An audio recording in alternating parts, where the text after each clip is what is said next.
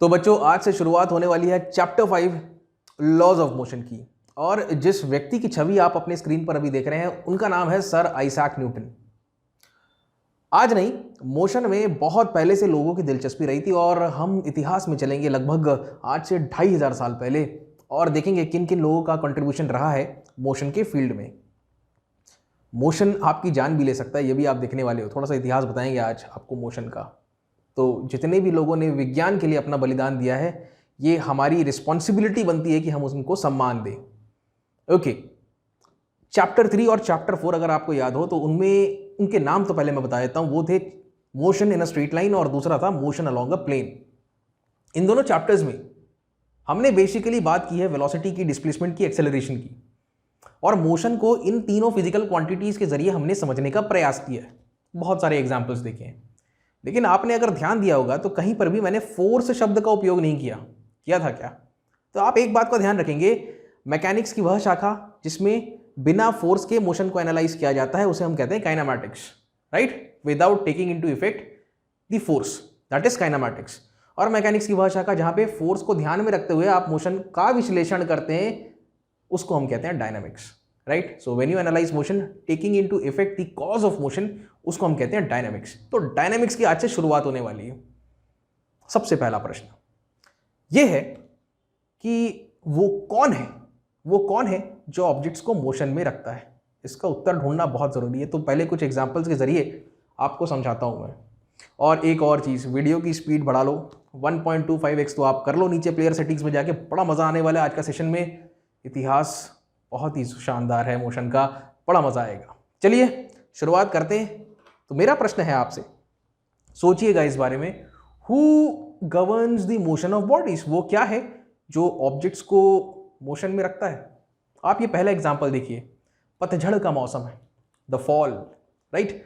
पतझड़ का मौसम है, पत्ते जो है सूख चुके हैं और हवा का झोंका आया और वो अपने साथ पत्तों को ले गया। अब बच्चों यहां पे सोचने वाली बात है कि यहां पे पत्तों को मोशन में कौन लाया? तो आप बोलोगे सर हवा लाया। तो who governs the motion of objects? तो इसका उत्तर मैं यहां पे लिख देता हूं, एयर। एयर किसके संपर्क में आया? तो आप बोल सकते हो सर एयर जो है ड्राई लीव्स के संपर्क में आया। बिल्कुल सही बात है, एक उत्तर तो मिल गया। अब ये वाले एग्जांपल को देखो, तो एक फुटबॉल जो है वो जमीन पे रखा हुआ है। अब जाहिर सी बात है वो स्थिर अवस्था में, it is in a state of rest. What you want to do is you want to set it into motion. आप क्या करोगे?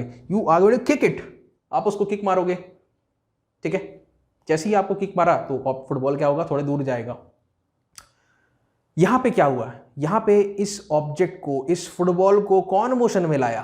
तो आप बोलोगे सर किक, मैंने जो किक किया उसने फुटबॉल को मोशन में लाया। ये देखिए सर, बिल्कुल सही बात है।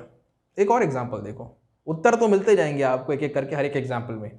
यहां पर ये एक बहुत ही स्ट्रॉन्ग करंट है, इसको करंट कहते हैं ना। करंट मतलब बिजली मत सोचना। ये कौन सी करंट है? ये कौन सी करंट है? ये है बच्चों वाटर करंट। धारा बहुत तेज है, बहुत ही स्ट्रांग है। तो उसके ऊपर ये जो बोट आपको दिख रही है ना, नौका, आपको चप्पू चलाने की भी जरूरत नहीं है। मतलब आप सिर्फ बोट को यहां पे रख दो और बोट में बैठ जाओ, धारा जिस दिशा में जा रही है आप भी उसी दिशा में जाने लगोगे। आपको मेहनत करने की जरूरत नहीं है। असल में आपको कौन चला रहा है यहाँ पे? तो ये जो वाटर करंट है ना, ये आपको चला रहा है। और ऑब्जेक्ट क्या है यहाँ पे? ऑब्जेक्ट है ये बोट। इससे ये समझ में आता है कि जो भी चलाने वाला है वह चलने वाले के साथ संपर्क में है। यहां पर पत्ते जो हैं हवा के साथ संपर्क में है। यहां पे ये जो फुटबॉल है जब उसको किक किया गया तब वह उसके संपर्क में था, और यहां पर जो बोट है ये कंटिन्यूअसली इस वाटर करंट के संपर्क में, राइट? अच्छा, और फुटबॉल को भी अगर कंटिन्यूअसली मैं पैर से ऐसा ऐसा करके आगे बढ़ाते जाऊं तो कंटिन्यूअसली वो भी आगे बढ़ता जाएगा। यहां पे तो क्या हुआ, इसने किक मार दिया, थोड़ी देर बाद वो जाएगा, ऐसा लूप करेगा, फिर थोड़ा बाउंस होगा और वो अल्टीमेटली जाके रुक जाएगा। ओके, ऑब्जर्वेशन को जरा देखो आप। ठीक है सर, ये तो समझ में आ गया, संपर्क में रहो, ठीक है? गवर्निंग बॉडी संपर्क में रहते हुए ऑब्जेक्ट को आगे बढ़ाते रहता है। अब कुछ और एग्जांपल्स देखो आप, कुछ अलग प्रकार का नजरिया आपका बनेगा। तो यहां पे ये जो आप देख रहे हो इसको हम कहते हैं मीटियोर। क्या कहते हैं? Meteor. This is nothing but meteor, ठीक? ये इंटरस्टेलर स्पेस में से धरती के कक्ष में एंटर करते हैं। बड़े बड़े पत्थर होते हैं और धरती के गुरुत्वाकर्षण के कारण उनके ऊपर एक बल लगता है और वह बल के कारण वो धरती की तरफ धरती की सतह की तरफ अग्रसर होते हैं और आगे बढ़ते हुए रहते हैं। लेकिन जैसे ही वो धरती के एटमॉस्फेयर में एंटर करते हैं तो फ्रिक्शन इतना ज़्यादा रहता है कि वो जो बड़ा सा मीटियोर, बड़ा सा पत्थर रहता है, वो धीरे धीरे टूटने लगता है और बहुत हीट डेवलप होता है। ये जो आप टेल देख रहे हो ना, ये जो फ्लेम देख रहे हो, ये हीट है और टूट टूट के बिखरने लगता है और अलग अलग जगह पे जाके गिर जाता है। अगर आपके ऊपर गिर गया तो बड़ी समस्या है। ठीक है, तो ऊपर वाले से प्रार्थना करें कि आपके ऊपर कभी भी सर मीटियोर ना गिरे, ध्यान रखें। तो आप बोलोगे सर यहाँ पे कौन फोर्स लगा रहा है? यहाँ पे तो सर एक प्रकार से धरती फोर्स लगा रही है, लेकिन धरती तो संपर्क में आई ही नहीं। तो ऐसा जरूरी नहीं है कि संपर्क में आने से ही फोर्स लगाना है, बिना संपर्क में आए भी आप फोर्स लगा सकते हो। It is not necessary, it is not necessary to be in contact with the body to set it off into motion, right? बिना कॉन्टैक्ट में आकर भी आप फोर्स लगा सकते हैं। तो ये जो फोर्स लगता है ना बिना कॉन्टैक्ट में आके, इसको बच्चों हम लोग पॉपुलरली नाम देते हैं ग्रेविटेशनल फोर्स का। जानते हो आप इन सब के बारे में? और ग्रेविटेशनल एक अलग से अध्याय है, मैं पढ़ाऊंगा आगे जाके, ठीक है? रोटेशन जब खत्म होगा ना, फिर हम लोग ग्रेविटेशन भी पढ़ेंगे। अच्छा सर ये एग्जांपल तो समझ गए, अब एक और एग्जांपल देखो। ये क्या है सर? ये तो मैग्नेट है। तो मैग्नेट किस प्रकार से काम कर रहा है?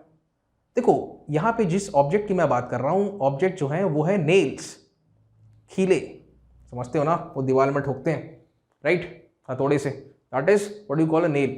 तो ये नेल, ये मैग्नेट पास लेके गए, संपर्क में नहीं लाया मैंने, जैसे ही पास लेके गए नेल आके पैंग चिपक गए। तो अब आप बोल सकते हो सर यहाँ पे भी तो आप संपर्क में नहीं लाए, लेकिन फिर भी उसका मोशन हो गया। किसका मोशन हो गया?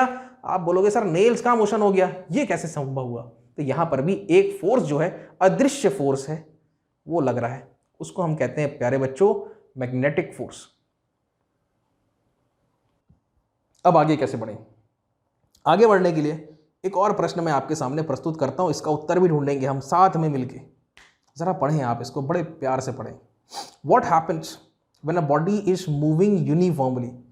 यूनिफॉर्मली मतलब आपने t बराबर 0 सेकंड पे देखा, फिर t बराबर 1 सेकंड पे देखा, 0 पर भी उसकी गति 10 मीटर प्रति सेकंड थी, 1 सेकंड पर भी उसकी गति 10 मीटर पर सेकंड थी। उसके बाद आपने देखा कि t बराबर 5 सेकंड पे कितनी है, तब भी उसकी गति 10 मीटर पर सेकंड थी। ऐसी वेलोसिटी को, अगर वेलोसिटी का पैटर्न कुछ इस प्रकार का है, तो हम बोलेंगे कि भैया ऑब्जेक्ट जो है यूनिफॉर्म वेलोसिटी से चल रहा है।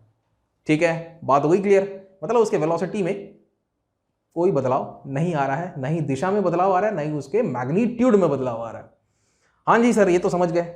अच्छा फिर से पढ़ते हैं। What happens when a body is moving uniformly? Ice skater, ये एक प्रश्न है, थोड़ी देर में उत्तर मिलेगा, राइट? और दूसरा प्रश्न ये है, is an external force required? क्या कोई बाहरी फोर्स, एक्सटर्नल फोर्स हमें लगा करके रखने की जरूरत है यदि किसी ऑब्जेक्ट को मूव करते रखना है?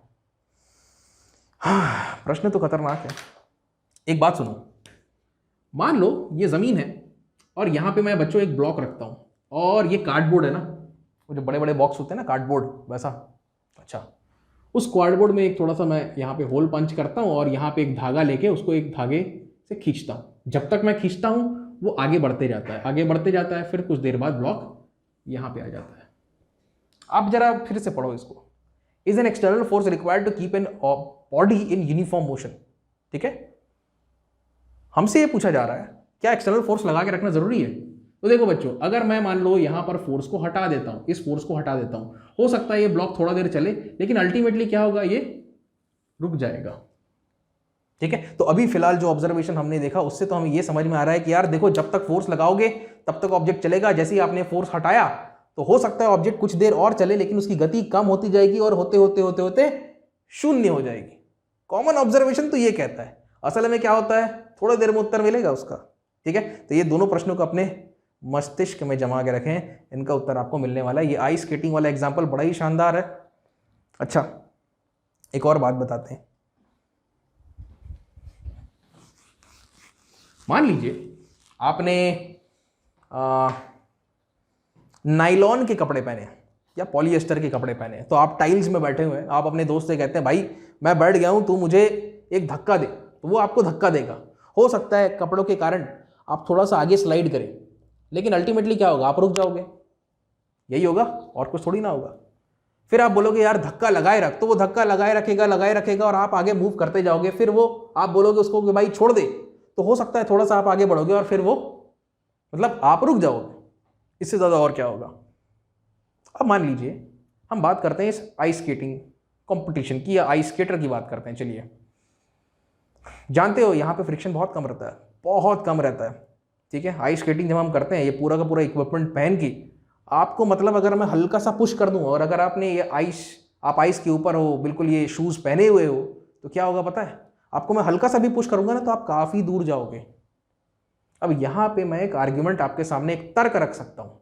तर्क ये है, अगर अगर यहाँ पे घर्षण बिल्कुल शून्य कर दिया जाए, यहाँ पे ये जो स्केट है ना, स्केट और इस सतह, इस सरफेस मतलब आइस स्लैब जो है, इनके बीच में किसी तरीके से अगर मैं फ्रिक्शन को बिल्कुल जीरो कर पाया, तो अगर मैं आपको सिर्फ पुश कर दूं, एक बार हल्का सा पुश, आप निरंतर उसी गति के साथ आगे बढ़ते जाओगे, बढ़ते जाओगे, बढ़ते जाओगे, बढ़ते जाओगे फॉर एवर एंड एवर। बिल्कुल यही लॉजिक होता है। अभी थोड़ी देर में समझ में आएगा। ये मैं नहीं बोल रहा हूं, गैलीलियो ने सबसे पहले बोला था। ठीक है, एनीवे, अब थोड़ा सा इतिहास में चलते हैं और बड़ा मजा आने वाला है। सबसे पहले इतिहास में जिस व्यक्ति का मैं नाम लूंगा उनका नाम है एरिस्टोटल। आज से लगभग हम कहाँ पर हैं? यहाँ पे कहीं हैं 2020 में, और एरिस्टोटल भाई यहाँ पे लगभग 0 हो गया। 2020 384, मतलब 2400 साल पहले की बात कर रहे हैं। 2400-300 साल पहले की बात कर रहे हैं। एरिस्टोटल, थोड़ा सा एरिस्टोटल के बारे में ज्ञान दे देता हूँ। ठीक, उनके भी अपने अपने विचार थे, बिलीव्स थे। एरिस्टोटल एक ग्रीक फिलोसोफर थे, थिंकर थे। ठीक है, एक एडुकेटर भी थे, शिक्षक भी थे। और प्लेटो की एकेडमी, प्लेटो का नाम सुना है कि नहीं? चलो छोड़ो, टेंशन मत लो। ठीक है प्लेटो की एकेडमी थी, उन्होंने 20 साल वहाँ काम भी किया और पढ़ाई भी की। और बाद में जाके वो जब बड़े हो गए तो नन्हे मुन्ने अलेक्जेंडर ग्रेट को भी उन्होंने पढ़ाया। अलेक्जेंडर द ग्रेट का तो नाम आपने खैर सुना होगा। अच्छा, एरिस्टोटल की बड़ी रुचि थी अपने इर्द गिर्द जो फिजिकल वर्ल्ड है उसके बारे में लिखने की। उन्होंने क्या किया, बहुत सारे ऑब्जर्वेशंस किए और अपने ऑब्जर्वेशंस को डॉक्यूमेंट किया। यूक्लिड के भी बहुत बड़े फैन थे। ज्योमेट्री में आपने यूक्लिड का तो नाम सुना ही होगा। तो उन्होंने अपना काम को बड़े ऑर्गेनाइज तरीके से रखा था। तो एरिस्टोटल भी चाहते थे कि मेरे इर्द गिर्द जो भी घटनाएं हो रही हैं, जो भी एक्टिविटीज हो रही हैं, उनको बढ़िया तरीके से मैं डॉक्यूमेंट करके रखूं। उनमें से कुछ बातें मैं आपके सामने प्रस्तुत करता हूं। सबसे पहली बात तो ये थी कि उन्होंने बोला कि किसी भी ऑब्जेक्ट की नेचुरल अवस्था स्थिर अवस्था होती है। The natural state of any body is the state of rest. ये कहा था एरिस्टोटल ने। अब ये कितना सत्य है, ये गलत है, ये तो आने वाला वक्त ही बताएगा। एक और तरीके से आप देख सकते हो, उन्होंने ये कहा कि an external force is required to keep a body in motion. मतलब अगर किसी वस्तु को आपको चलाते हुए रखना है तो आपको उसमें क्या लगाना पड़ेगा? बल लगा के रखना पड़ेगा, तभी होगा। जैसे बल हटाया, ऑब्जेक्ट कुछ देर चल के रुक जाएगा। भाई कॉमन ऑब्जर्वेशन तो यही कहता है। हम भी ये अपने आसपास की दुनिया में यही होता देखते हैं। जब तक फोर्स लगा तब तक चला, फोर्स हटा तो थोड़ा देर चल के रुक गया।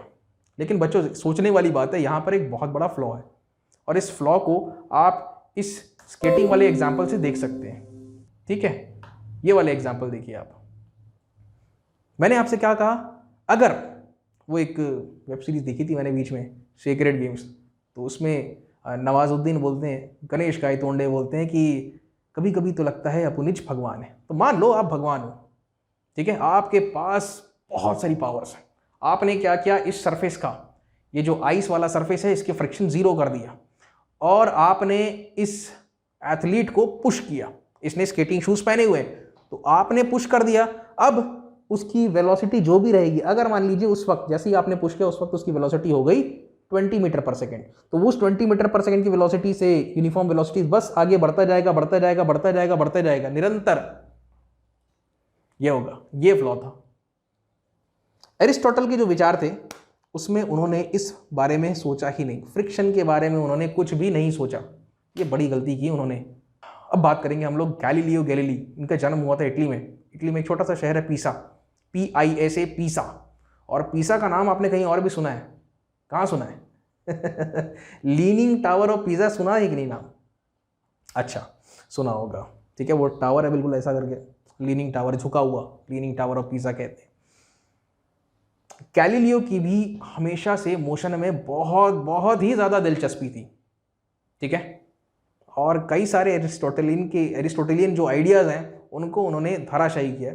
उनमें से एक की बात मैं आज करूंगा, राइट। तो गैलीलियो ने क्या बोला, उन्होंने कहा कि भाई जो स्टेट ऑफ रेस्ट है या फिर जो state of uniform linear motion है, यूनिफॉर्म लीनियर मोशन, अगर यहाँ पे 10 की गति है तो यहाँ पर भी 10 की होगी, यहाँ पर भी 10 की होगी। समय के साथ गति में कोई परिवर्तन यदि नहीं आता है तो वही कहलाता है यूनिफॉर्म लीनियर मोशन।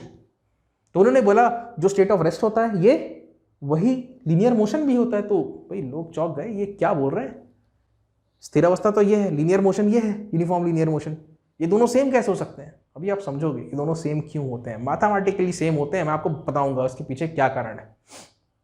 साथ में उन्होंने ये भी बोला कि कोई भी नेट फोर्स की मैं बात कर रहा हूं, कुल मिला के जो फोर्स होगा वो कितना रहेगा, दोनों ही परिस्थितियों में, भले ऑब्जेक्ट मोशन में रहे या स्थिर अवस्था में हो, दोनों ही केसेस में शून्य रहेगा। रेस्ट के लिए तो आप मान लोगे, लेकिन यदि कोई वस्तु मोशन में है उसके लिए वो नेट फोर्स 0 होगा, सोचने वाली बात है। आते हैं उस पर, ठीक है। और गैलीलियो का बहुत सारा काम भी है, वो भी मैं आपको बताऊंगा। अच्छा, एक और व्यक्ति फाइनली आइजैक न्यूटन, जिन्होंने गैलीलियो के काम को आगे बढ़ाया और मोशन से संबंधित 3 बड़े पॉपुलर लॉज बनाए, first law, second law, third law, उनको भी हम पढ़ने वाले हैं। अच्छा बच्चों, मैं गैलीलियो के बारे में आपको कुछ एक रोचक तत्व बताता हूं। शुरुआत में उनकी प्रारंभिक पढ़ाई मेडिसिन में हुई, उसके बाद उनका मन लग गया मैथमेटिक्स में, और उसके बाद उनकी मोशन में बड़ी दिलचस्पी हो गई। एरिस्टोटल के कुछ आइडियाज थे। एरिस्टोटल ने बोला था कि ऑब्जेक्ट का जो वेट होगा वह प्रोपोर्शनल होगा ऑब्जेक्ट की स्पीड से, फॉलिंग स्पीड से। ऑब्जेक्ट जिस स्पीड से फॉल करेगा वह किसके प्रोपोर्शनल है, वेट के। अगर वेट ज्यादा है तो स्पीड ज्यादा होगा। तो बड़े खुराफाती थे गैलीलियो साहब। वो क्या करें, लीनिंग टावर ऑफ पीसा, ये लीनिंग टावर ऑफ पीसा के ऊपर वो चढ़ गए, ठीक। और यहां से उन्होंने 2 स्टोन्स को ड्रॉप किया, इसका साइज इसके मुकाबले डबल था लगभग। ये दोनों के दोनों स्टोन्स एक ही समय पर जमीन को हिट किए। तो यार यहां पे तो दिक्कत हो गई, क्योंकि देखिए एरिस्टोटल में जो भी आइडियाज दिए थे वो ऑब्जर्वेशंस थे, उसका कोई प्रमाण नहीं था उनके पास। प्रमाण मतलब एक्सपेरिमेंटल या शोध वाला प्रमाण नहीं था, ठीक है। तो उनके लॉजिक के हिसाब से अगर इसका वेट 2W है और अगर ये वेट W है तो इसको तो डबल स्पीड से गिरना चाहिए। लगभग दोनों एक ही टाइम पे हिट किए थे। ये थोड़ा सा पहले हिट कर गया था, ये बहुत कम समय के बाद हिट किया, ठीक है। लेकिन डबल वाला लॉजिक वो तो नहीं लगा भाई। अब इस एक्सपेरिमेंट को देखने के लिए बहुत सारे लोग खड़े थे जो कि एरिस्टोटल के बिलीफ पर विश्वास रखते थे, ठीक है। एरिस्टोटल को मानते थे, उनके आइडियाज को मानते थे, उनके विचारों का सम्मान करते थे। तो उनको बड़ा झटका लग गया जब ये एक्सपेरिमेंट किया गया, ठीक है। तो विरोध के स्वर उठने लगे थे तभी से, आज की बात नहीं, ठीक। हमेशा से जब भी कोई बदलाव होता है उस बदलाव को बहुत जल्दी लोग अपना नहीं पाते हैं, ये उनमें से एक बात है। इसके बाद गैलीलियो की दिलचस्पी आई एस्ट्रोनॉमी में। तो उनके पास एक टेलीस्कोप था, टेलीस्कोप के जरिए वो देखते थे। तो उन्होंने बोला कि भाई जुपिटर का भी अपना एक मून है जो उसके इर्द गिर्द परिक्रमा करती है। ये सारी बातें जो है, एक संस्था होती है चर्च समझते हो ना, तो चर्च भी अपने आप में एक संस्था होती है, अलग अलग मेंबर्स होते हैं, पूरी हायरार्की है एक। चर्च को पसंद नहीं आई ये बात, और उन्होंने ये भी बोल दिया कि सूर्य जो है, मैंने ऑब्जर्वेशंस किए हैं, सूर्य के ऑब्जर्वेशंस किए हैं, और मैंने देखा है कि सूर्य की सतह में बहुत छोटे छोटे दाग हैं, स्पॉट्स। तो चर्च की डॉक्ट्रिन तो ये कहती है कि सूर्य जो है वो प्रिस्टीन है, उसे भगवान ने बनाया है, ईश्वर ने बनाया है, ठीक है। देखिए ये लड़ाई तो हमेशा से रहेगी, विज्ञान वर्सेस धर्म, ये लड़ाई तो हमेशा से रहेगी। तो चर्च को ये बातें ना हजम नहीं हुई उस जमाने में, ठीक है, क्योंकि चर्च भी एक जमाने तक एरिस्टोटल के बिलीफ्स को उसने एक्सेप्ट कर लिया था, लेकिन ऑल ऑफ अ सडन जब गैलीलियो नए फाइंडिंग्स के साथ आए, वो भी प्रमाण के साथ, तो उन्होंने उस चीज को एक्सेप्ट नहीं किया। उसी वक्त एक और व्यक्ति था जिनका नाम था जियोर्डानो ब्रूनो। इनका भी जन्म इटली में हुआ था, और बड़ी दुखद कहानी है दोस्तों। जियोर्डानो ब्रूनो के पास लगभग इन्होंने 120 बुक्स लिखे हैं। आप उसको टेक्निकल भाषा में थीसिस कह सकते हैं। और ये सारे के सारे किसके खिलाफ थे? एरिस्टोटल के आइडियाज या एरिस्टोटल के पढ़ाई के खिलाफ थे। तो बड़ी दिक्कत में आ गए थे जियोर्डानो ब्रूनो एक समय पे, और उनकी मृत्यु भी बहुत ही, क्या बताऊं मैं, सुनाता हूं आपको कहानी उनकी भी। तो कई सारे बिलीफ्स थे, और ये कॉपरनिकन थ्योरी में विश्वास रखते थे। कॉपरनिकन थ्योरी ये कहती है कि भाई सूर्य बीच में है और बाकी सारे ग्रह जो हैं, प्लैनेट्स जो हैं, वो उनकी परिक्रमा करते हैं। उस जमाने में चर्च इन सारी बातों को नहीं मानता था। उनके हिसाब से अर्थ जो है वो बीच में रहता था, बाकी सब इर्द गिर्द है, ठीक है। ओके, तो जियोर्डानो ब्रूनो को सन 1600 में 17 फरवरी सन 1600 की मैं बात कर रहा हूं, इनका पब्लिक एक्सिक्यूशन हुआ। पब्लिक एक्सिक्यूशन मतलब सबसे पहले तो उनकी जुबान जो है, उनका टंग जो है वो काट दिया गया कि आपने ऐसे शब्द कैसे निकाले अपने जुबान से, उनका जुबान काट दिया गया। फिर नेकेड करके उनको उल्टा लटका करके जला दिया गया पब्लिकली। ये सब पब्लिकली हुआ है। सोचिए उस जमाने में कैसी कैसी चीजें होती थी। अगेन फिर से मैं वही कहूंगा, विज्ञान को अगर आगे बढ़ाना है तो बड़ी हिम्मत चाहिए। ये सारे जो पुरुष हैं बड़ी हिम्मत इन्होंने दिखाई है, तभी हम आज जाके इतने बढ़िया तरीके का विज्ञान पढ़ पा रहे हैं। ठीक है, और ये सब देखते हुए तो गैलीलियो साहब ने बोला, भैया मैंने जो बोला था, मेरे जो ऑब्जर्वेशंस है, मेरे जो एक्सपेरिमेंटेशन है, मैं उन सारी चीज़ों को पीछे ले लेता हूँ, मैंने नहीं बोला। इनको कहते हैं recanted his own words, his own believes. उन्होंने बोला नहीं नहीं नहीं, नहीं मैं वापस लेता हूँ मैंने जो बोला, तो उनकी जान बच गई। बहुत कुछ हुआ है इतिहास में, अब आपको क्या बताएं। ठीक है, और फिर आइजैक न्यूटन ने, तो फ्री थिंकिंग जो है इतना इतना इतना एक्सेप्टेड नहीं था उस जमाने में। बाद में और आज तो आप कुछ भी बोल सकते हो, किसी को भी कुछ भी ट्वीट कर सकते हो। ठीक है, खैर अब शब्द का उपयोग ना करें। एनीवे, यहां तो लोगों की जान चली जाती थी। ओके, अब कहानी को आगे बढ़ाते हैं। गैलीलियो के कुछ एक्सपेरिमेंट्स हैं, सिंगल प्लेन के साथ, डबल प्लेन के साथ, दोनों एक्सपेरिमेंट को आपको समझाता हूं, और यहीं से पनपेगा एक कॉन्सेप्ट जिसको हम कहेंगे इनर्शिया। आते हैं उस पर। आप अपने सामने देख सकते हैं, यहां पर ये एक इंक्लाइन प्लेन है और एक बॉल को बस वहां पे रख दिया गया है। जैसे ही आप अगर इस बॉल को यहां पे रख दोगे, क्या होगा?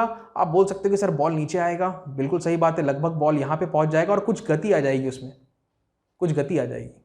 ठीक है, तो मैं बोल सकता हूं कि सर ये स्पीड अप हो गया, एक्सेलरेट हो गया, हर सेकंड हर पल उसकी गति में बढ़ोतरी होगी, इंक्रीज होगा। अब मान लीजिए मैंने यहां पर एक बॉल को कुछ गति के साथ छोड़ा, I have given some velocity to this ball, तो क्या होगा? वो कुछ देर ऊपर तो चलेगा, लेकिन धीरे धीरे क्या होगा बच्चों, उसका गति कम होते जाएगा। देखो ये टेल मैंने बड़ी बनाई है, ये टेल छोटी बनाई है, अल्टीमेटली इसकी गति कितनी हो जाएगी? 0 मीटर पर सेकंड। और ये शुरुआत में कितना था? 0 मीटर पर सेकंड। हो सकता है बाद में जाके 20 मीटर प्रति सेकंड के आसपास हो जाए, वो बढ़ेगा। कहने का मतलब है यहां घट रहा है, सॉरी बढ़ रहा है, और यहां पे घट रहा है। ठीक है सर, इतना समझ गया। अब आपके सामने मैं एक आर्ग्यूमेंट प्रस्तुत करता हूं। मैं ये कहता हूं कि भाई अगर फ्लैट सरफेस हो, neither sloping downwards nor sloping upwards, ना ही नीचे की तरफ स्लोप ना ही ऊपर की तरफ स्लोप, ऐसी परिस्थिति में ना वो एक्सेलरेट करेगा ना वो रिटार्ड करेगा। सही है, लॉजिक तो सही है, तर्क तो बिल्कुल सही है, कुछ गलत नहीं है। ठीक है, देखिए इस एग्जाम्पल में एक बात वो है कि भाई सारी चीजें कॉमन नहीं है। मैं आपको समझाता हूं कैसे। यहां पे ऑब्जेक्ट को रेस्ट पे रखा गया है, यहां पे ऑब्जेक्ट को कुछ वेलोसिटी के साथ छोड़ा गया। एक काम करते हैं, एक यूनिफॉर्मिटी मेंटेन करते हैं। मैं कहता हूं कि मैंने उसको इनिशियली कुछ वेलोसिटी दिया 20 मीटर पर सेकंड, इसको भी वेलोसिटी दिया मान लीजिए 20 मीटर पर सेकंड, इसको भी वेलोसिटी दिया 20 मीटर पर सेकंड। तो ऑलरेडी इनके पास गति है। ठीक है बच्चों, इधर गति है इनके पास पहले से, तो इसकी गति और बढ़ेगी, 20 से ज्यादा होगी, इसकी गति और कम होगी, 20 से कम होते होते 0 हो जाएगी एक समय के बाद, एंड देन वो वापस आना नीचे की तरफ आने लगेगा। और इसकी गति में क्या होगा? अगर वो neither slope downwards nor slope upwards, नई स्लोप नीचे की तरफ नई स्लोप ऊपर की तरफ, फ्लैट है, तो इसकी गति में यहां पे आप आर्ग्यूमेंट कर सकते हो कि सर इसकी गति में कोई फर्क नहीं आएगा। तो ये कितना रहेगा? यहां पर भी सर 20 मीटर पर सेकंड रहेगा। देखिए यहां पे एक आर्ग्यूमेंट में एक और बात का ध्यान में रखना जरूरी है। हम जिस भी रूम के अंदर ये एक्सपेरिमेंट को कर रहे हैं उस रूम में ऑलरेडी हवा है, तो ये जो बॉल है ना, रोल होते हुए हवा को काटते हुए आगे बढ़ता है। हवा को जब वो काटता है तो उसकी गति थोड़ी सी गिरती है। ठीक है, तो ऐसा मान लो, मैंने कहा ना कभी कभी लगता है कि अपुनिच भगवान है। आप ऐसा मान लो आपने इस रूम में से सारा का सारा हवा जो है वो सक आउट कर लिया, पंप आउट कर लिया, निकाल लिया, वैक्यूम क्रिएट कर दिया। ठीक, फिर तो कोई रोकने वाला नहीं है। अच्छा, साथ में आपने यहां पर कुछ ऐसा सरफेस बनाया कि जिसका फ्रिक्शन 0 है। ऐसी परिस्थिति में अगर आप इसको 20 का वेलोसिटी प्रदान करते हैं तो वह निरंतर उसी वेलोसिटी के साथ बिल्कुल आगे बढ़ता जाएगा for ever and ever. Right, समझ में आया ये कॉन्सेप्ट? ये सिंगल प्लेन एक्सपेरिमेंट था। ठीक है, यूनिफॉर्म वेलोसिटी, यहां पे कौन सा मोशन हो रहा है? यूनिफॉर्म मोशन हो रहा है। अब मैं यहां पे एक और तर्क देता हूं। आप बोल सकते हो सर नीचे धरती है, तो धरती का एक एक्सेलरेशन होता है जी। अब आप बोल सकते हो सर यहाँ पे अगर थीटा है, ये इंक्लाइन प्लेन थीटा है, तो जी का एक कंपोनेंट यहाँ पे लगेगा, जी का एक कंपोनेंट यहाँ पे लगेगा, ये जी साइन थीटा हो जाएगा। तो जी साइन थीटा इसको चला रहा है, तुम बोल सकते हो। यहाँ पे तुम बोल सकते हो यहाँ पे क्या हो रहा है, ये उल्टा एक्ट कर रहा है। ये देखो एक ऐसा एक्ट कर रहा है, ऐसा, ये थीटा, यहाँ पे जी कॉस और यहाँ पे जी साइन थीटा, जी साइन थीटा। तो इसको रोक रहा है, यहाँ पे उसकी मदद कर रहा है वेलोसिटी बढ़ाने में, यहाँ पे वेलोसिटी घटा रहा है ये जी साइन थीटा, अलग अलग नेचर का। यहाँ पे क्या होगा, गायब हो गया, थीटा ही गायब हो गया, खेल खत्म है। बात समझ में आ रही है? तो कोई भी फोर्स नहीं है, कोई भी फोर्स नहीं है। तुम चाहो तो इसको एम जी साइन थीटा लिखो, तो यहाँ पे कोई है क्या फोर्स? अरे भाई थीटा ही नहीं है तो काहे का M G sine theta, theta ही नहीं है। बात समझ में आया? तो यहाँ पे चलाने वाला कोई नहीं है, फिर भी ये चल रहा है। सोचने वाली बात है, चलाने वाला कोई नहीं है यहाँ पे। इधर तो एम जी साइन थीटा था, इधर भी एम जी साइन थीटा था रोकने वाला, लेकिन यहाँ पे तो कोई नहीं है, ना बढ़ाने वाला है ना रोकने वाला है। तो ऑब्जेक्ट निरंतर जो गति आपने प्रदान कर दी उसी के साथ वह आगे बढ़ती जाएगी। बहुत ही बेसिक बातें हैं, लेकिन इनको समझना बहुत जरूरी है। आप जितना अच्छे तरीके से फिजिक्स में बेसिक्स को समझते हैं, आपकी फिजिक्स और आने वाले जो चैप्टर्स आप देखने वाले हैं उतना ही आसान बनते जाएंगे आपके लिए। ठीक है? तो ये था गैलीलियो का आर्ग्यूमेंट कि भाई अगर सरफेस में फ्रिक्शन बिल्कुल ना हो, एयर रेजिस्टेंस बिल्कुल ना हो, ऐसी परिस्थिति में वह ऑब्जेक्ट जो है रोल करते हुए फॉर एवर एंड एवर चलते जाएगा एक स्ट्रेट लाइन में। ठीक, दूसरा एक्सपेरिमेंट देखते हैं। दूसरा एक्सपेरिमेंट है डबल प्लेन एक्सपेरिमेंट। अच्छा, तो कुछ इस प्रकार का एक बाउल है, बाउल समझते हो? बोल बोलते हैं कि बाउल बोलते हैं? ऐसा करके होता है ना घर में, गंजी ऐसा करके आपने यहाँ पे एक ऑब्जेक्ट रखा, छोड़ दिया, ये गति से गया, ऐसा ऐसा गया और वापस लगभग इतना सेम लेवल पे तो नहीं आएगा, लगभग यहाँ तक तो चढ़ जाएगा वो। कुछ वैसा एक्सपेरिमेंट है, आप समझने का प्रयास करें। ठीक है? अब डबल प्लेन क्या है बताते हैं आपको। देखो कहानी कुछ ऐसी है, यहाँ पर ये है ऑब्जेक्ट, आपने उसको रिलीज कर दिया, छोड़ दिया। ठीक है, छोड़ दिया। अब क्या होगा, वो इस ट्रैक को फॉलो करते हुए करते करते करते करते लगभग वो यहां पर आ जाएगा। देखिए अगर उसकी इनिशियल हाइट ये थी तो वापस से उस सेम हाइट को तो वो अचीव नहीं कर पाएगा यहां पे, लेकिन लगभग काफी अगर मैं ये कहूं कि भाई सरफेस जो है वो उसमें फ्रिक्शन नहीं है, अगर मैं ये कहूं कि हवा नहीं है रूम में और आप इस एक्सपेरिमेंट को कर रहे हैं, तो आप बोल सकते हो कि जिस हाइट से वो चला था उसी हाइट को वापस से रीगेन कर लेगा। इस शब्द का मैं उपयोग कर रहा हूं, जिस हाइट से वो रोल होते हुए नीचे आया उसी हाइट को वापस से रीगेन कर लेगा, बशर्ते फ्रिक्शन जीरो, बशर्ते नो एयर रेजिस्टेंस। ठीक है?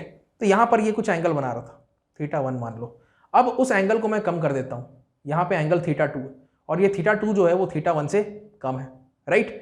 अब क्या होगा, अब आप बोलोगे सर इसको ये चढ़ तो जाएगा वापस से सेम हाइट तक, लगभग सेम हाइट तक चढ़ जाएगा। ठीक है? और अगर फ्रिक्शन को जीरो कर दोगे तो बिल्कुल सर वो सेम हाइट तक चढ़ जाएगा, यहां तक आ जाएगा वो।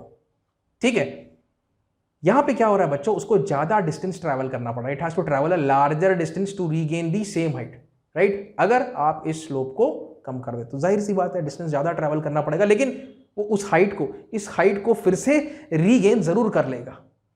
अब मेरा तर्क यहां पे ये है, अगर मैं इस स्लोप को थीटा को ही जीरो कर दूं तो क्या होगा? अब आप क्या बोलोगे, हाइट कैसे रीगेन करेगा? अब आप बोलोगे यहां पे सर बहुत ज्यादा डिस्टेंस ट्रैवल करना पड़ रहा था, तो यहां पे तो अनंत दूरी तय करनी पड़ेगी अगर उसको वापस से उसी हाइट को रीगेन करना है। तो ये जो था, ये तर्क था जो कि गैलीलियो ने सामने रखा। ठीक है? मतलब ये है मोशन जो है कभी रुकेगा ही नहीं। भाई अनंत किसी ने देखा है क्या? इन्फिनिटी नहीं देखा है। मतलब आप किसी भी मोशन को रुकते हुए देखोगे क्या? मतलब ऑब्जेक्ट को नहीं देखोगे। वो ऑब्जेक्ट निरंतर बिल्कुल एक सीध में ऑब्जेक्ट यहां पे पहुंच जाएगा। यहां पे अगर उसकी वेलोसिटी है मान लो 20 की, तो यहां पर भी कितनी रहेगी? 20 की। यहां पर भी कितनी रहेगी? 20 की। बस वो इसी वेलोसिटी के साथ आगे बढ़ता जाएगा फॉर एवर एंड एवर। ये था कॉन्सेप्ट। ठीक है? एक बार फटाफट जो भी कंक्लूजन हमने देखे उनको एक बार फिर से समराइज करते हैं। पहला, बॉल रुकता तो है भाई, हमारी दुनिया में तो बॉल रुकता है। क्यों? क्योंकि यहां पे हवा है। क्यों? क्योंकि यहां पे फ्रिक्शन है। अगर फ्रिक्शन ना हो, आइडियल केसेस अगर आप लेके चलो तो कहानी कुछ और हो जाएगी, फिर वो नहीं रुकेगा, कभी भी नहीं रुकेगा। राइट? तो ये मैंने यहां पे लिख दिया, आइडियल केसेस में it keeps moving with uniform velocity along a straight line, बिल्कुल सीध में, दिशा में भी कोई बदलाव नहीं आएगा। State of rest is equal to state of motion from the perspective of zero net force. तो देखो ऑब्जेक्ट जब यहां पर है, अभी पिछली बार क्या हो रहा था, mg sin थीटा ये सब लग रहा था, ठीक है, इधर में लग रहा था mg sin थीटा, ये देखो इधर में भी, ठीक, ये बढ़ाने के लिए वेलोसिटी, ये घटाने के लिए वेलोसिटी, यहाँ पे तो कुछ नहीं था फिर भी वो चल रहा था, राइट, यूनिफॉर्म मोशन में था। तो देखो यहाँ पर भी क्या हो रहा है बच्चों, आप बोल सकते हो कि सर ये जो नेट फोर्स है ना, नेट फोर्स, कोई फोर्स तो नहीं लग रहा है सर इसमें, फिर भी ये किस में है, मोशन में है। अगर ऑब्जेक्ट रुका हुआ है तो उसके लिए तो आप बोलते ही हो, ठीक, रेस्ट में आप इस चीज को लिखते हो, कोई दिक्कत नहीं है, हाईलाइट कर देते हैं थोड़ा सम्मान के लिए। रेस्ट में तो ये होता ही था, आप जानते थे, लेकिन अब आप ये भी जान गए कि मोशन में कोई अगर ऑब्जेक्ट है, कैसा मोशन ये बोलता ना जरूरी है, कैसा मोशन, यहां पे स्पष्ट शब्दों में मैं लिख देता हूं, यूनिफॉर्म मोशन की मैं बात कर रहा हूं। अगर मोशन यूनिफॉर्म है तो उसके लिए भी एफ नेट बराबर 0, अगर ऑब्जेक्ट रेस्ट में है तो उसके लिए भी एफ नेट बराबर 0, खेल खत्म, ठीक। तो ये गैलीलियो का तर्क तो मेरे ख्याल में अब आप समझ गए, राइट। चौथा पॉइंट जरा पढ़ते हैं। When the net force on a body is 0, a body continues to remain at rest। ये देखो इसके ऊपर नेट फोर्स कितना है, इधर से पूछ किया क्या मैंने, अब आ गया नेट फोर्स क्योंकि ये आगे बढ़ रहा है। अभी कोई नेट फोर्स है नहीं है सर, 0 है, ठीक। इसका वेट और इसका नॉर्मल रिएक्शन एक दूसरे को बैलेंस कर रहे हैं और एक्स डायरेक्शन में तो कुछ लग ही नहीं रहा है सर, तो इसके लिए क्या होगा, summation of all the forces बराबर 0 होगा, एक्स डायरेक्शन में भी, वाई डायरेक्शन में भी, जेड डायरेक्शन में भी।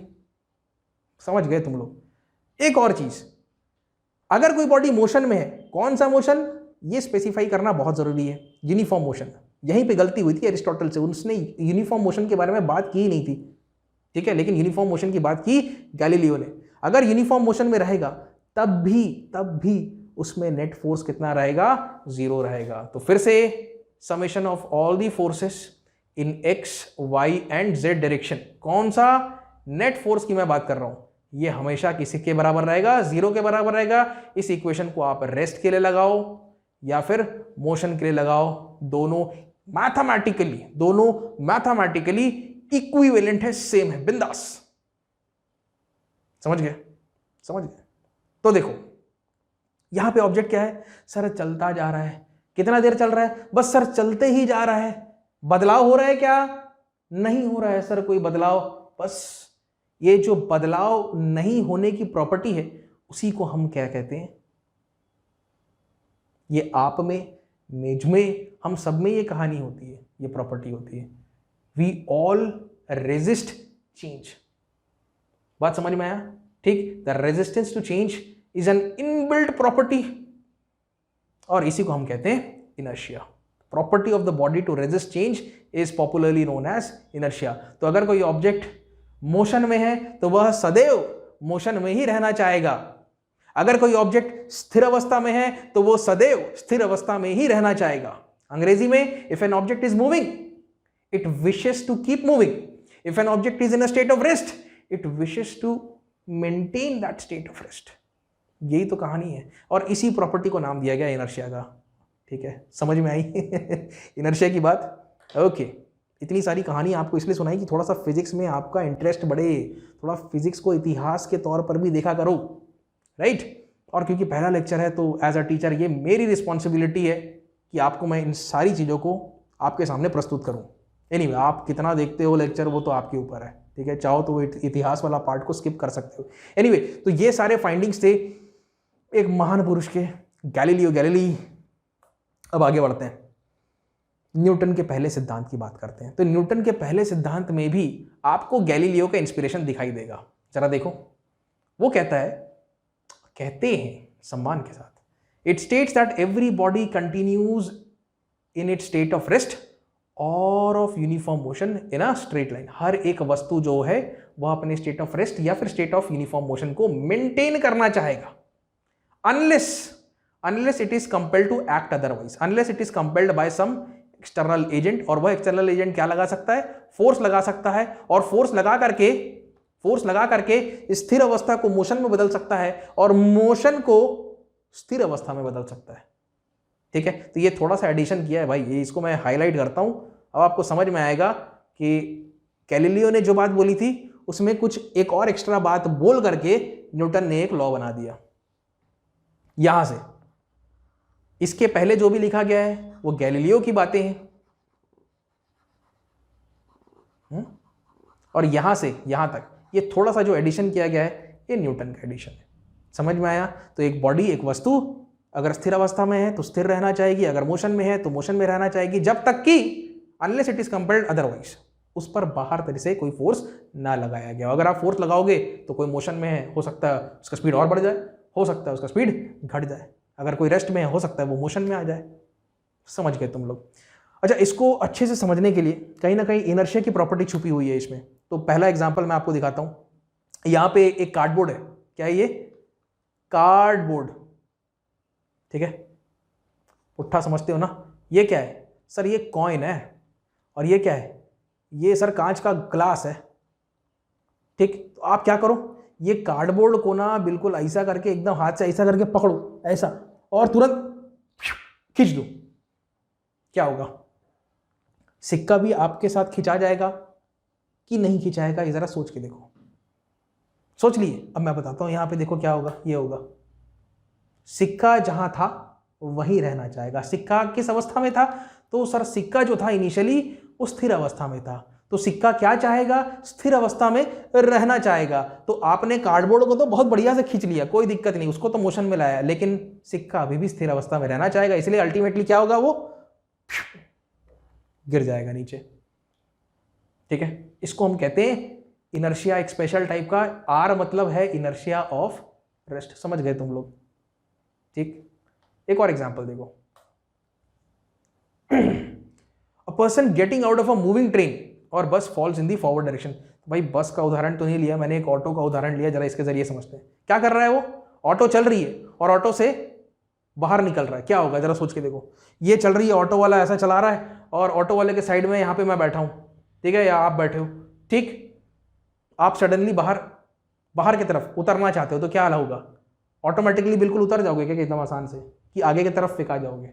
क्या होगा? आप आगे की तरफ फेंका जाओगे। क्यों? क्योंकि ऑब्जेक्ट जो है यहां पर, देखिए ऑब्जेक्ट तो खैर आप हो, ऑटो क्योंकि आगे बढ़ रहा है, राइट, तो आप भी ऑटो का हिस्सा बन जाते हो। जब ऑटो मोशन में है तो एक प्रकार से बाहर से देखने पर आपका शरीर भी मोशन में है, ठीक है, और आपका शरीर मोशन में ही रहना चाहेगा, लेकिन आप तो बाहर छलांग लगा दिए, राइट, तो आपके बॉडी को एक सडन जर्क लगेगा सामने की तरफ। समझ गए मेरे ख्याल में? तो ये कौन सा मोशन है? तो सर ये इनर्शिया ऑफ मोशन है। इसके पहले वाला कौन सा था? इनर्शिया ऑफ रेस्ट था। ऑब्जेक्ट यहाँ पे मोशन में है, सदैव मोशन में रहना चाहेगा। ऑब्जेक्ट सिक्का जो था वो रेस्ट में था, सदैव रेस्ट में रहना चाहेगा, इसीलिए बिल्कुल नीचे गिरा, अल्दो आपने उसको ऐसा खींच लिया था। तीसरा देखो, डायरेक्शन। ये बढ़िया सी बस मेरे को दिखाई दे रही है, इसके लिए मैं रंग बदलूंगा, लाल रंग का उपयोग करेंगे बच्चों। यहां पे मान लीजिए बहुत कीचड़ लगा हुआ है, ठीक है, कीचड़ लगा हुआ है, तो जब ये चक्का ऐसा घूम रहा है, घूम करके यहां पे आ जाएगा तो कीचड़ बिल्कुल ऐसा फेंकाएगा। इसको हम कहते हैं इनर्शिया ऑफ डायरेक्शन, राइट, क्योंकि देखो वेलोसिटी क्या है यहां पे? Tangential velocity. वेलोसिटी का डायरेक्शन क्या है? इस तरफ है, ठीक है, तो कीचड़ भी किस तरफ फेंकाएगा? इस डायरेक्शन में फेंकाएगा। उसको हम कहते हैं इनर्शिया ऑफ डायरेक्शन। तो आपने बेसिकली इनर्शिया को क्लासीफाई कर दिया है rest, motion, direction, right. First law के एग्जांपल्स हुए। चलिए फर्स्ट लॉ तक आते आते देखिए कितना सारा इतिहास हमने पढ़ लिया। अब स्पेस का एक एग्जांपल लेता हूं मैं और आपको समझाते हैं न्यूटन का लॉ हर जगह एप्लीकेबल कैसे है, ठीक है। कुछ कुछ कंडीशंस है, मैं बताऊंगा अभी। पहले ये एग्जांपल देख लो। ये है रॉकेट, फ्यूल बढ़िया बर्न कर रहा है। ये आपको जो दिखाई दे रहा है इसको हम कहते हैं टेल। कौन सा टेल? तो सर ये है एग्जॉस्ट टेल, ठीक है। पूरा स्क्रीन मैंने काला कर दिया है क्योंकि आप स्पेस में है, इंटरस्टेलर स्पेस में। कौन सा स्पेस? Interstellar space.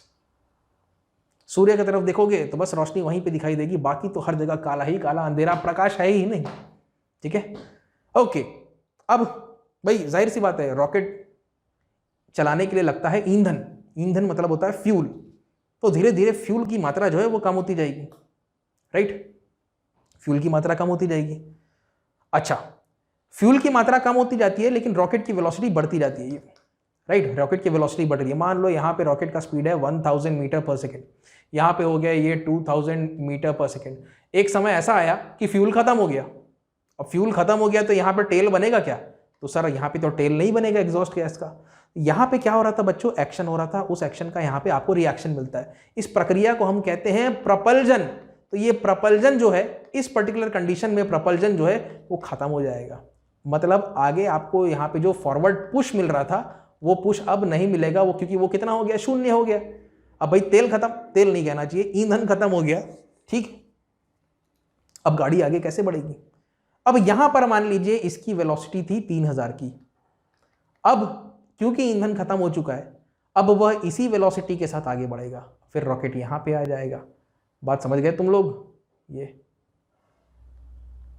समझ गए। यहां पर भी वेलोसिटी कितनी रहेगी सर, 3000, और आगे बढ़ जाएगा, वहां पर भी कितनी रहेगी सर, 3000। उसकी वेलोसिटी में कोई फर्क नहीं आएगा, क्योंकि ऐसा हम मान लिए हैं कि आसपास ना कोई ग्रह है जो उसमें गुरुत्वाकर्षण बल लगा सके, आसपास ना कोई सितारा है जो उस पर गुरुत्वाकर्षण बल लगा सके, ठीक। अगर स्पेस में अगर आपका ईंधन खत्म हो जाता है और आसपास कोई बॉडी नहीं है, बॉडी मतलब कोई ग्रह या फिर स्टार नहीं है, तो आप पे गुरुत्वाकर्षण बल लगेगा ही नहीं, ठीक है। आपकी जो वेलोसिटी थी आप उसी को मेंटेन करते हुए निरंतर आगे बढ़ते जाओगे, बढ़ते जाओगे, बढ़ते जाओगे। और इसी प्रक्रिया में मान लीजिए आप स्पेस के बाहर कदम रखते हैं, ये एस्ट्रोनॉट ने स्पेस के बाहर कदम रख दिया, तो इसकी भी गति कितनी रहेगी, 3000 की रहेगी।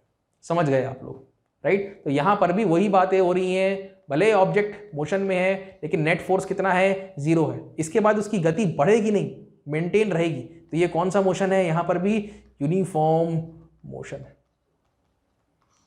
तो ये स्पेस का एक और उदाहरण मैं बताऊंगा आपको, थर्ड लॉ जब पढ़ाऊंगा, बड़ा मजा आएगा, ठीक है।